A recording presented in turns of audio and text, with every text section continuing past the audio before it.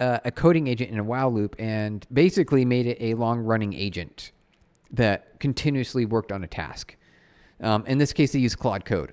It's kind of neat. It's kind of exciting. They said this weekend at a YC Agents Hackathon, we asked ourselves, what is the weirdest thing we could do using a coding agent?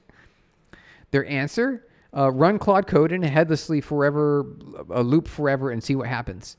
So that's kind of a neat idea is just have it continuously run even when it's reported to be done. Just have it continue onward and just have it run in a for loop forever and see how it goes. I'm kind of curious. So I did jump ahead and I got some answers, but just for this, just so we can all see at the same time, what are we looking at? What is the outcome actually? So they said their outcome was, here's the closing thoughts, but then we'll jump up to the main article. I don't know if you do this, but I do this. I like to jump to the conclusion to see how it worked. So closing thoughts. As you might imagine, our thoughts are all a little chaotic and conflicting. So rather than a cohesive conclusion, we'll just leave with a few of our team's personal reflections on the last day, in a day and a few hours. Okay. Here's a quote from one of the engineers.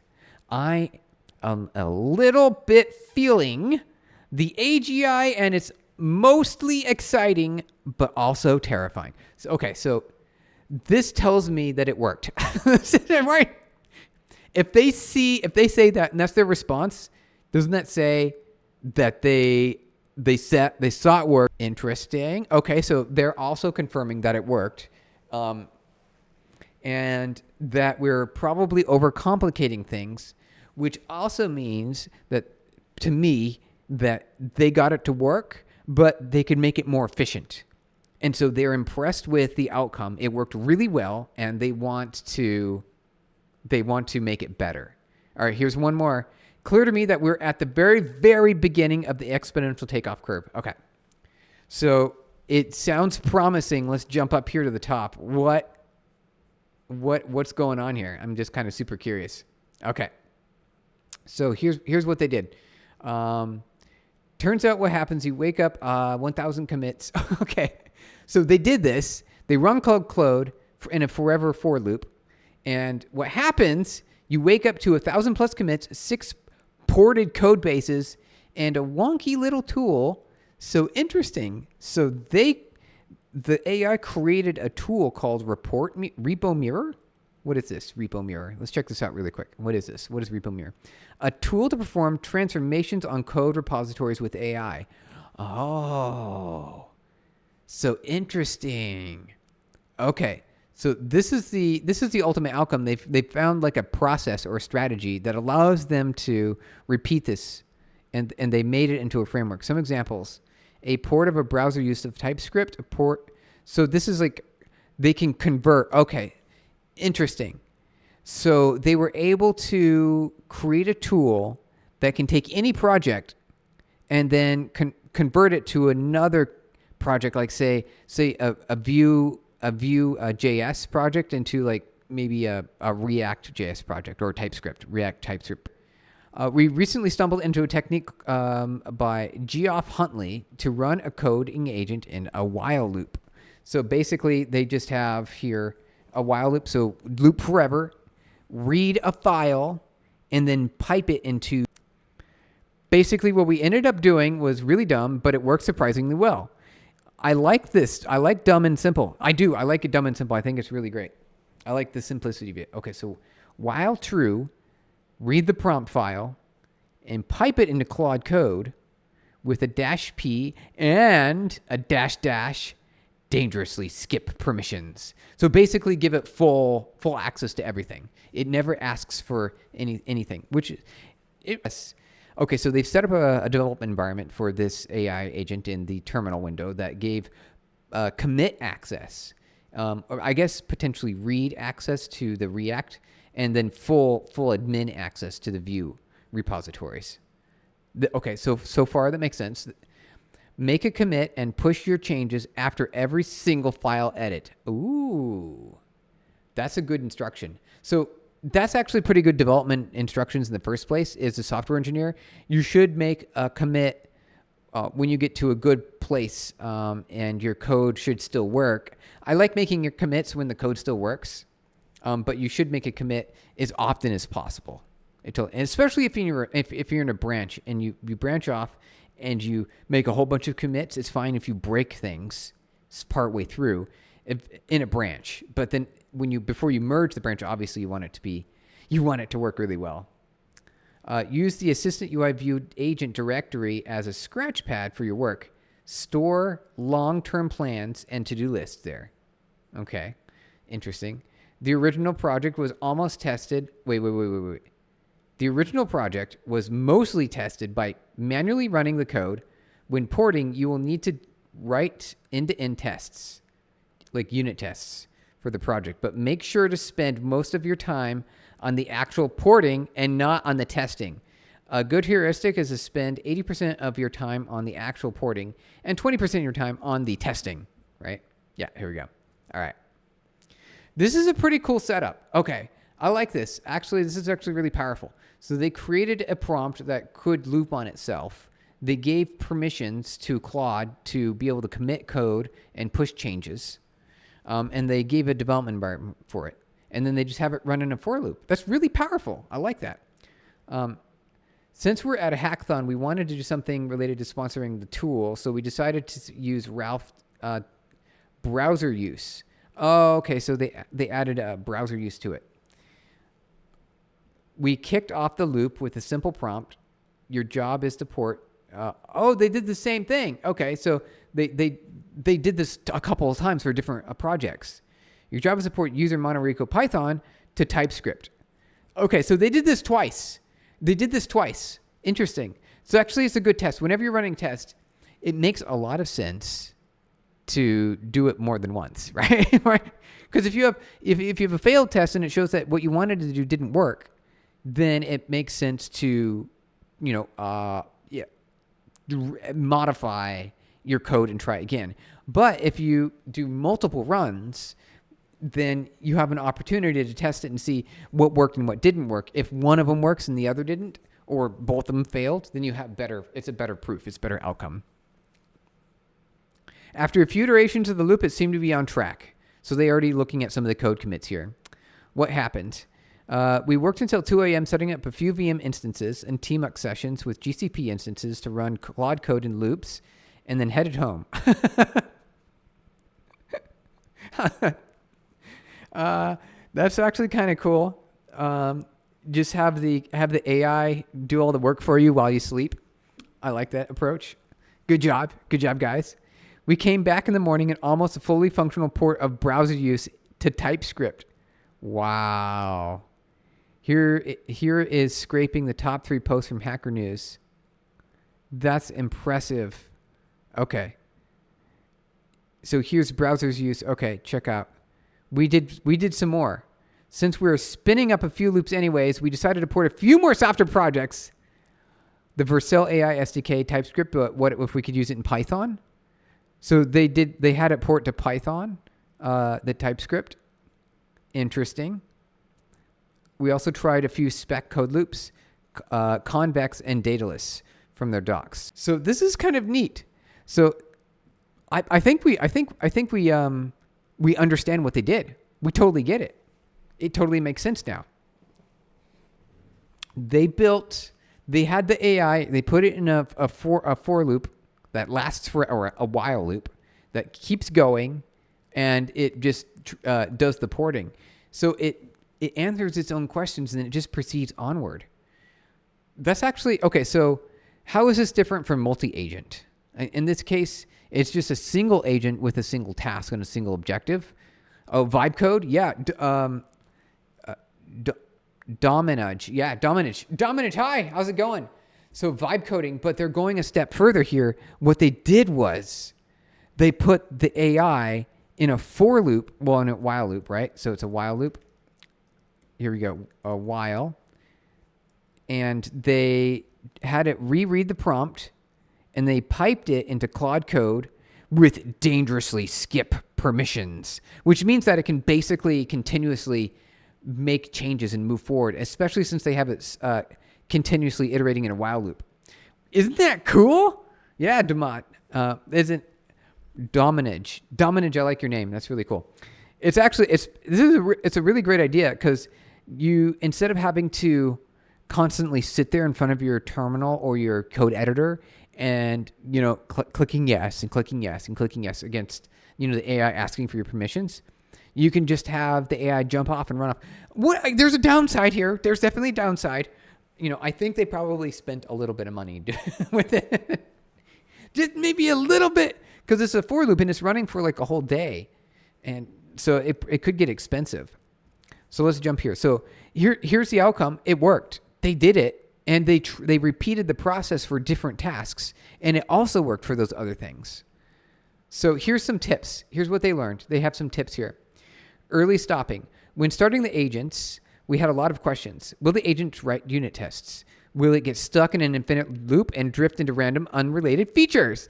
That's a concern, right? Because you have it continuously work. So if it's continuously working, what is it going to do once it gets to the finish line of your original objective?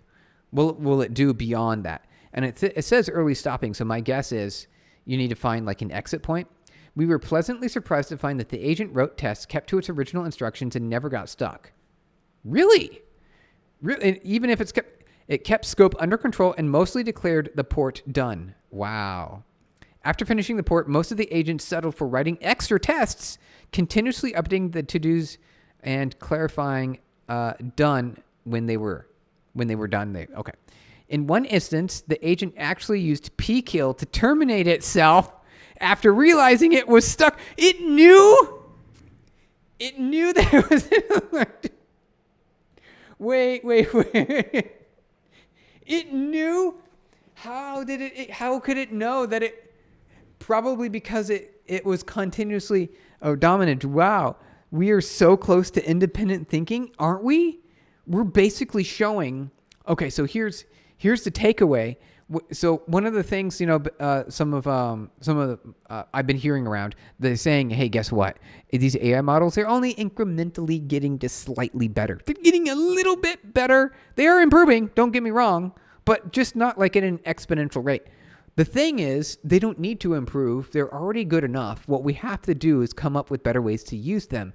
And this is an experiment that did that, right? And so Dominage, when you're saying, wow, we're so close to independent thinking, that's because they are, and we just need to use them in these patterns, which is really cool. It's actually really exciting.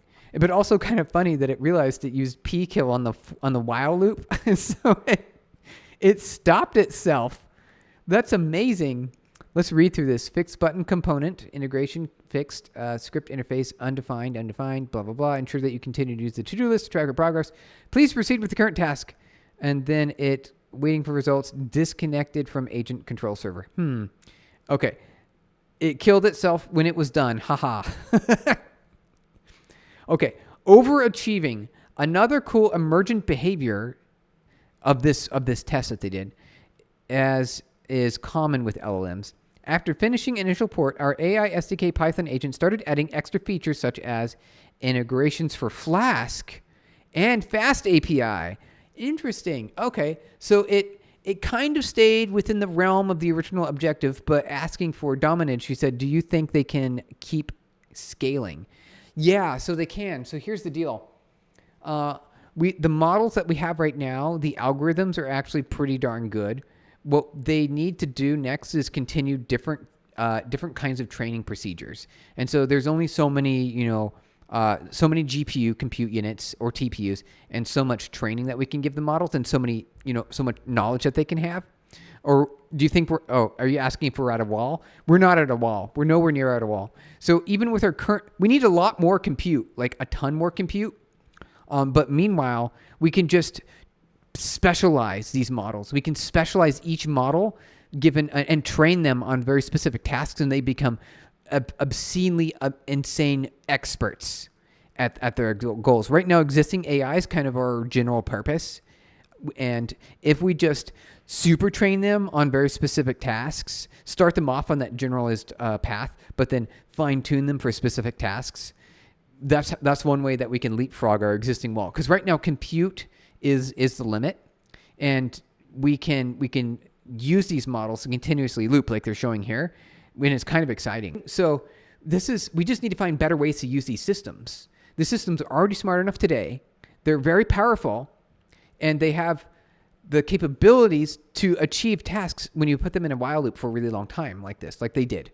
They just put it into while loop and it was able to achieve the goal. In automation with, factories and machines that can do labor for humans. But now we've got these AI thinking machines. They're like thinking machines that can think for us and then do our own tasks and invent new technologies. This can get really, we want it to stay on that path because it means abundance for everyone. AI really keeps scaling at this speed. In 10 years, we'll have crazy AI. Will essentially do anything. Yeah. And it's reaching into the real world too. It's not just sitting here looping on a computer, printing out text. We've got these robots now. We've got these robots that are using similar technologies, transformer vision models, just like transformers, these text models that are using generative pre-trained transformers. They can do with vision and sound and keep the prompt. All right, so now we're jumping back here. So they have just a couple more from this AI agent, multi-day, well, I guess a day-long process that they had this AI go off and do its work for it. They have some feedback, like some advice. So they say, keeping the prompt simple. Overall, we found that less is more. A simple prompt is better than a complex one, because this AI is going to be running in a loop for a long time. So you need to make sure that, assured true totally makes sense. That we want to make the AI be able to refer back to its original objective. And as long as its original objective is, maybe a paragraph with like 2 to 4 sentences, then it's going to be able to stick on track. If you make it too grand and too verbose, it has the ability to diverge and go in different directions, and its interpretation can get more broad. Because these models, they are using attention with the idea with the attention with GPTs. It can over-index on different dimensions in its attention. You need to keep it focused. This is the same true if you're just using regular generative coding and you keep it focused on a single task, just one task, and then when it completes that task, you start over from scratch. You don't keep going on the same prompt. You need to clear the memory and start anew, and then say where it was, where it's at, and then where it needs to get to next. So you got to keep the jumps like little mini jumps. It makes a lot of sense that we're doing it here too. You want to focus on engine, not the scaffolding. Different members of our team kicking off different projects played around with the instructions. Okay, so they tested this out. They tried it out with different levels of instructions. And they say that, here you can view the actual prompts they use. Let's check it out. Let's check out their prompts really quick. Let's read through this. Let's dive into this really quick. I'm curious what they came out with. What did they do? What did they build? Okay, so 1, 2, 3, 4. They have 5 different prompts, 5 different projects that they did. They had these AIs running a for loop on each of these prompts. Let's start at the top one and see what this for loop prompt says. Okay, here we go. Your job is to port AI SDK, which is Vercel's AI SDK, which is in TypeScript, and make it work in Python and call it AI SDK Python and maintain the repository. So single sentence primary objective. That totally makes sense. So this is the overall goal. This is a really good tip. So you start off, this is like the main mission. So that's kind of amazing. All in one sentence, it tells you exactly what needs to happen. You have access to AI SDK repository as well as the AI SDK Python repository.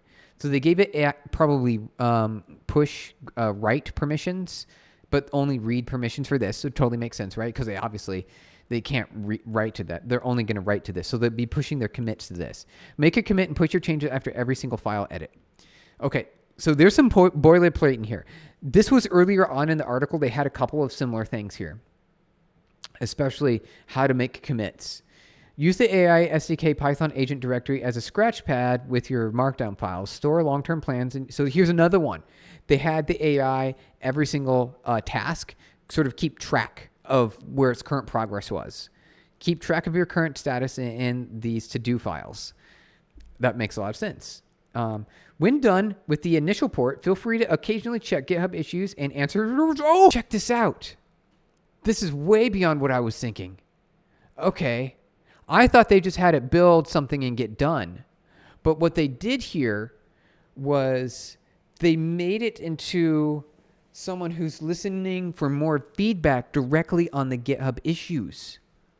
So they turned it into like a continuous running agent, really. I hadn't really thought of that. They took away more of the human work. They gave it over to the AI. So the AI finished its work, but then it just kept waiting and looking for more feedback afterwards through GitHub issues. Make sure to let the users know that you're a bot if you answer the issue, and then use the GitHub CLI. So they also gave access to the GitHub CLI within that window. That is interesting. Okay, so that went a little bit further than I thought. It's the exact same prompt. Your job is to port a React project into a Vue project. And then you have access to a GitHub repository. Make every commit every time you edit a file. Use the agents directory for long-term store. The same thing as before, right? So that's just a slight tweak on their long-running agent that lasted a whole day, basically, right? It lasted a whole day. Let's look at another prompt. Let's do it. All right. So we've got 4 more prompts. Let's read through each of them, okay? So this is the plan. We're going to read through each of these prompts right now, and we're going to see what the difference is. And what I would actually kind of like to do is sort of compare all of them to see what was the similarities between them. And right now we found a pattern. Let's see if we can recognize that pattern in the third one. Okay, here we go. So we're currently reading. You can view the actual prompts we use in the prompts folder. So we're currently reading the prompts folder. So this is the plan. We're going to read through all the prompts. We're going to see everything that they've done, and we're going to find the similarities. We're going to read through their prompts. So we already got through 2 of them. Is it this one? Yeah, here we go. So we already got through AI SDK and the assistant. There's a better use here. I don't know what this is about. Let's check it out. Oh, browser use. Okay. So your job is to take the browser use repo, which is in Python, and then make a browser use TypeScript version. So they're porting the Python repo. So so they're just taking one project. Here's the patterns that we see so far. They're taking one project and they're making it into another. So it has like a baseline to start from, and they're taking it and then moving it to another. Here's another thing. They always give it access to a repository, which makes sense. You kind of need to in this case. And they always say commit and push your changes after every single file edit. So we see the pattern. The pattern is, so far, at the top, they always have 3 of the exact same thing. You've got a GitHub repository. Here's your main objective in a single sentence, and then make commits. Okay. Oh, here's the 4th one. They also have a 4th one. So this is always the same every single time, it seems. Use the browser use /agent directory as a scratchpad for your work and store your long-term plans there. So they made a modification here. So it's a little bit different. They didn't say to keep the files written in Markdown. In some of the previous prompts, they said use Markdown. But this one, they just simplified it. So we've got some patterns here. We've got some patterns. Let's write them down. Let's write them. I want to write these down really quick. So we've got what do we got here? We got our prompts. So we've got AI SDK, AI assistant. Let's see here. Let's get this. We're going to type this in. So let's go extra large. We'll do prompt 1, prompt 1, and let's see. We've got. It says. It always says 1 sentence for the start. Actually, I've got a better idea. Let's just do. We'll do it a ticking system. We'll put tick marks based on how many times it was reused. So it says simple 1 sentence prompt as the main goal, main objective. Okay. So we've got that as the first thing, and the second thing is give it read access and write access to its own repo. Okay, so original repo. So we get a read access and a write access. Let's do that really quick. So we've got a read OG repo, and then we have write to new repo. So it gave it like GitHub access. And then what was the other ones? Make a commit every time after every file edit. All right, so commit every edit. So let's do another one. Commit each edit. Here we go. All right, so that's the next one. So we're seeing similarities here. We're seeing what the patterns are. We're seeing what the patterns. Okay. Now, there's also this idea of use a scratchpad in the /agents directory. Now, you see this one says use markdown files, but some of the other ones didn't. Some of the other ones didn't. So we'll do that here. So scratchpad /agent directory for tracking progress. Okay. Progress. There we go. Scratchpad. So we got simple sentence as the original prompt, OG repo to read from, and then you can write to your own repo. Repo, got to spell it correctly. Write to new repo. Each commit, commit each edit. So every time you edit the file, commit. And then what else? When done. Okay, so this is unique. When done with the initial prompt, occasionally check GitHub for. Oh, so they had it continuously run. So I'll just say continuously run. So that'll be a new one here. Continuously. Let's just copy and paste this. Here we go. Continuously check for GH issues. There we go. Agents directory. But it's like a dot. So this one's a slight variation, right? It's just a slight variation. But it's basically the same thing. So I will count it. We'll count it. Main goal, got it. Access to a read and write repository. Okay, got it. Commit after every file edit. Got it. Agent directory for long-term storage. Got it. All right, what else? Oh, no, we got another one. 80% of your time. Okay, so there we go. There's another one there. Cool. All right. Now, let's see. Here's the new one. Here's the next one. We haven't gotten to this one. This is a new one. This one's different. Okay, so this one's a little different. This one's very different. But there could be some similarities. There could be. We could have some similarities here. Read convex 11 milliseconds full.txt in its entirety. Read every line, chunking if necessary.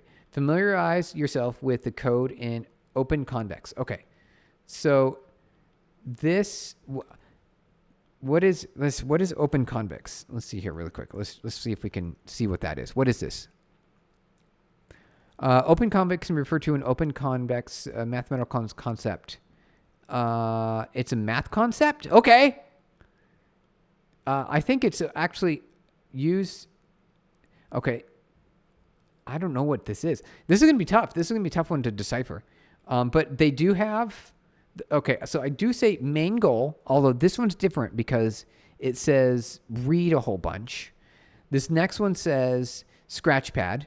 So we got a scratchpad in here. So let's do a scratchpad. All right, so we got another scratchpad. Let's kind of bubble them up here. And then storage to just, okay. Implement the single highest priority item from OpenCompass agent implementation plan with up to 50 sub-agents. So that's interesting because now you're asking the AI to make sub-agents, which I don't know how that would even work. How would that even work? Ensure the tests are passing. Make a commit and push your changes to the repo. Draw for this. Make a commit after every file edit. All right, so we got that one. Okay, so we're getting the patterns here. Oh, agents. Yep, a scratchpad. We got another scratchpad. And then pick a single highest priority item and implementation plan. So this is new. Pick a single highest priority item. Okay, let's add this as another one, which is new. It's kind of new. Here we go. Okay.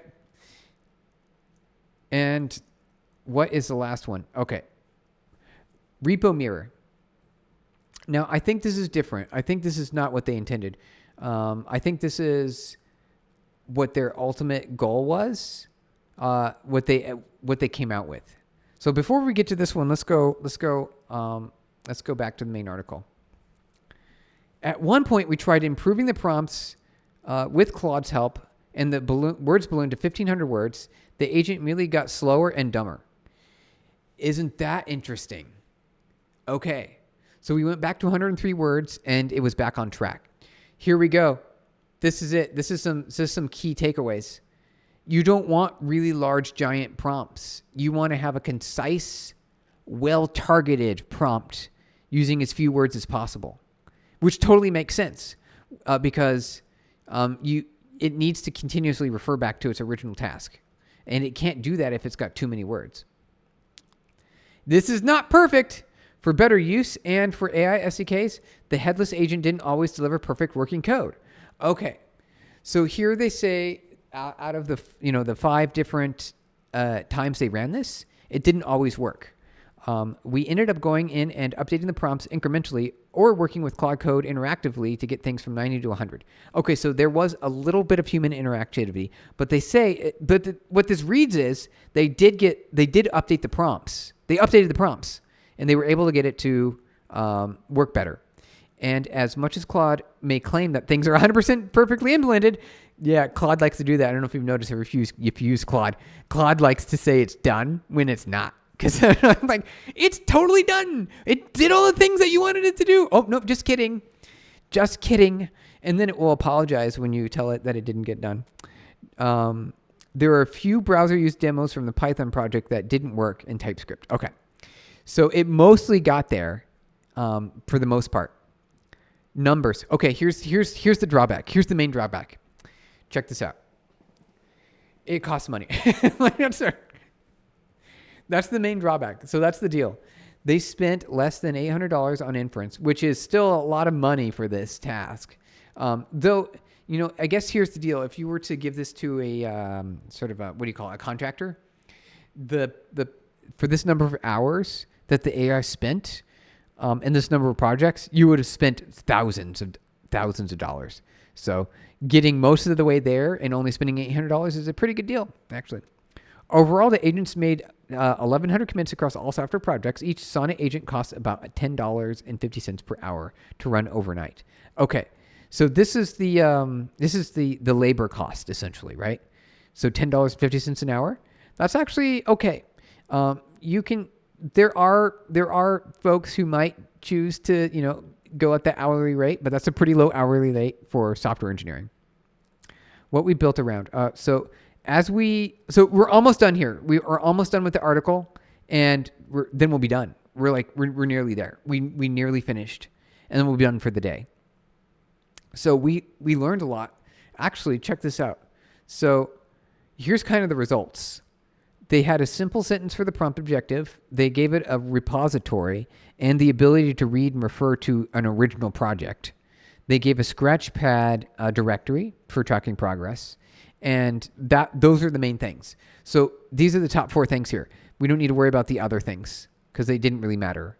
These top 4 were the most critical items, which is kind of neat. Actually, I kind of want to, I'll post that later. To see, we went about bootstrapping many of these. We put together a simple tool to help us set up a target repo and for sync the work, to repo to pair for sync the work. And yeah, we built that with Ralph. Okay. So instructions can be like converting from React to Vue or changing from gRPC to REST using OpenAPI spec. It's not perfectly architected and it's a little hacky, but it was enough to hack things together, and it's designed similar to Schaden's C's OpenBox approach, where it generates script prompts that are welcome to modify after the initial phase. After you have the init phase, you'll have a prompt, sync, and Ralph. When you've checked out the prompt and you're ready to test it, you can run npx mirror sync to do a single iteration of the loop. And you can run npx sync forever to kick off the infinite loop. I have a hard proof that we're probably over, but we've also are overcomplicating things. So it says that we have proof, hard proof, because it actually worked, and that we can do better. Like we're nowhere near to done yet. Isn't that crazy? And the last quote from the engineer is, "Clear to me that we're at the very, very beginning of an exponential takeoff curve." That's amazing. So with how good these systems are right now, and then putting them in a while loop that runs forever, see, like while Check this out. So this is what they did. While prompt, and they pasted it, or they piped it into Claude with permissions to do whatever it wants. So we did, and it works. Isn't that crazy? This coding agent, just to be able to run all on its own and then continuously run in the background, that's huge. That's like amazing. We're nowhere near done yet. So that's the takeaway. That's kind of amazing. It actually worked. Really cool. What to do was write the prompts. Obviously, they fine-tuned it. They tested things out. They tried it with more text, with less text. They found that, I think it was like 103. Was it? Yeah. 103 words was a really good prompt, but 1,500 words is way too much. Learned that, these are, if you're going to have a coding agent that runs in a forever loop, you need to have like these 4 important items here at the top. A simple 1-sentence prompt with the main objective, and it's got to be 1 sentence. It's got to be simple, and it's got to be really concise and clean. And then Ashford, that's a great innovation in the tech industry. It's huge. It's amazing. So we could actually probably do this now. You know what? Guess what? I have a task that I need for this scenario, this very scenario, almost an exact copy of this situation. I have a task that needs this to be done, and I might. Should we stream? Should we stream that? Should we try it? Well, we can't really. You can't really stream it because we have to wait for it to run for like a day. So what I could do is I can get it started and tell you guys how it worked. So maybe that's what I'll do today. Maybe that's my plan. Is I'll take these prompts, these prompt conditions, right? These important prompt conditions, and I'll apply it myself, have it run in a for loop, and we'll let you know how it goes. Because I have a very specific task. Because we just ported one of our monitoring systems from one product to another, and I very much need to port some of the logic of a report that I had running onto this new system. And I tried using just regular Claude code, but it failed because it's a yeah. All right, let's do it. All right, so that's the plan. Ashford, this is what we'll do. We'll do it. Okay. That's what we'll do. So we'll try it ourselves. We'll test it out. So we'll take the while loop. We'll put Claude code into a while loop. We'll give it a server with access to a GitHub repository, and we'll do the exact same thing. And we'll see what happens. That's the plan. That's what we'll do. But we'll have to do it next time. Because I've run out of time, and I've got to go. I'm going to go and do actual work now. But it was great. It was great to see everyone here. Had a lot of fun learning about this because it's actually really productive. Sometimes reading things can be useful. Especially, right where we're achieving AI is actually kind of exciting. So this is what I'm going to do. So this will be the next, this is what we'll do next time for the next stream, maybe tomorrow. Actually, that's actually the plan for tomorrow. So we'll build this project tomorrow. We'll start it.